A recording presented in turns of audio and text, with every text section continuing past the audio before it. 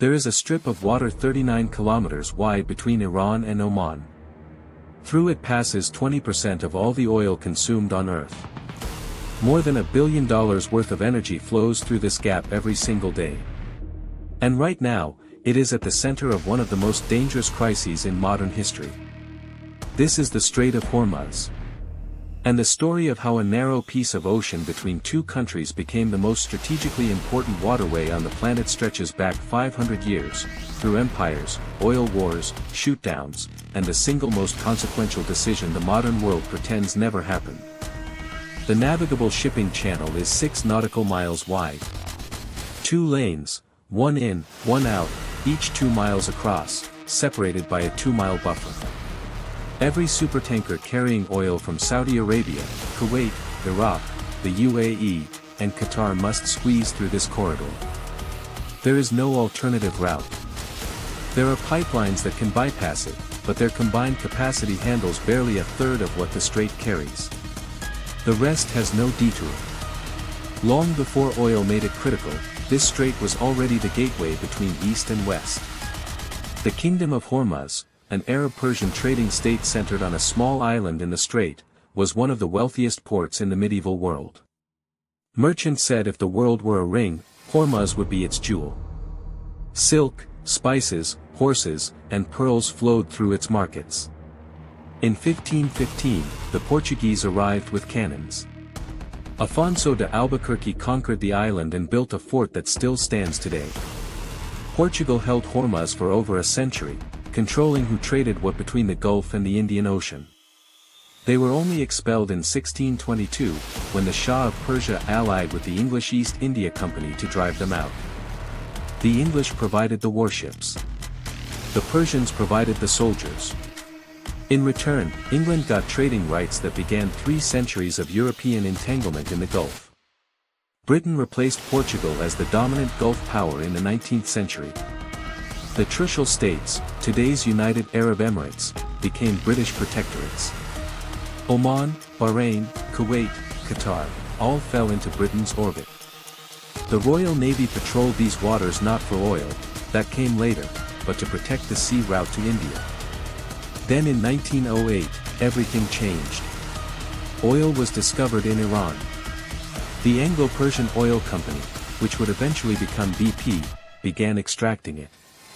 Winston Churchill, as First Lord of the Admiralty, convinced the British government to buy a controlling stake in the company to fuel the Royal Navy. Oil replaced coal. And the Strait of Hormuz went from a strategic waterway to the jugular vein of industrial civilization. By the 1930s, oil had been found across the Gulf, Saudi Arabia, Kuwait, Bahrain, Iraq. By the 1950s, these nations were producing a significant share of the world's energy. By the 1970s, the Gulf states collectively pumped so much oil that disrupting the strait could crash the global economy. And everyone knew it. In 1953, the CIA and MI6 overthrew Iran's democratically elected Prime Minister, Mohammad Mossadegh, because he nationalized Iranian oil. They installed the Shah as an absolute ruler. That coup, which we will return to, ensured that a Western allied government controlled the northern shore of the strait.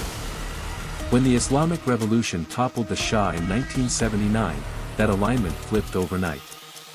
A hostile Iran now sat on the most important choke point on Earth. In January 1980, President Jimmy Carter drew a line. In his State of the Union address, he declared that any attempt by any outside force to gain control of the Persian Gulf would be repelled by any means necessary, including military force.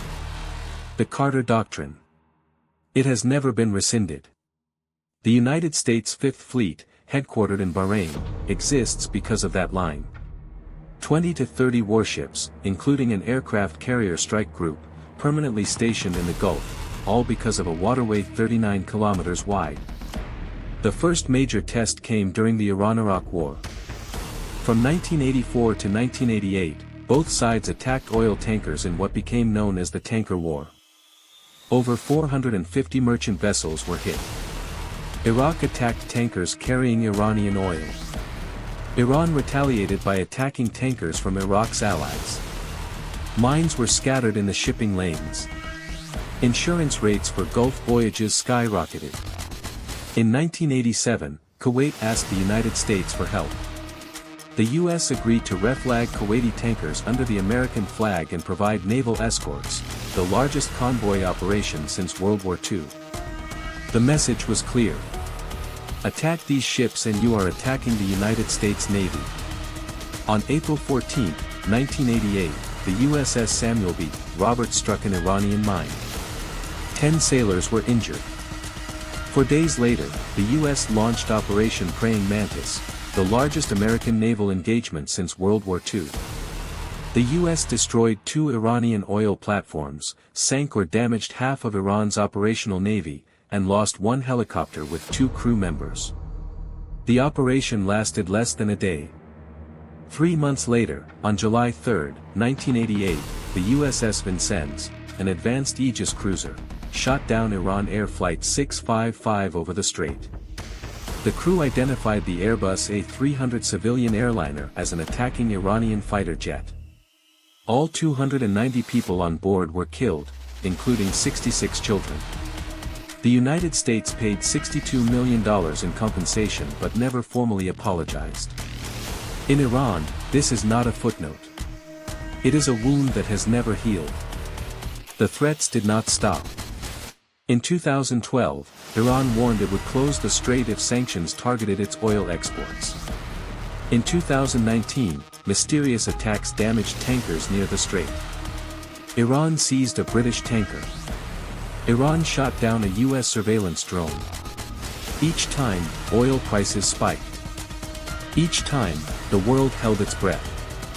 Each time, the crisis passed. Until now.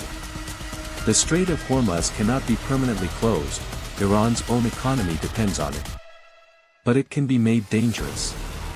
And dangerous is enough. Even the threat of disruption moves global markets by billions. A week of actual closure would send oil prices to levels not seen since the 1970s energy crisis. A month would trigger a global recession. There are only a handful of places on Earth where geography itself is a weapon. The Suez Canal, closed for 8 years after the 1967 war. The Strait of Malacca, through which virtually all of East Asia's oil flows. The Turkish Straits, which Russia needs for access to the Mediterranean. The Panama Canal, whose capacity is now threatened by drought. But none of them carry what Hormuz carries. 1/5 of all the oil on Earth. 1/4 of all liquefied natural gas.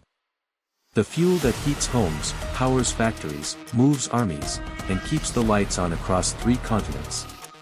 39 kilometers of water. And the entire modern world balanced on top of it.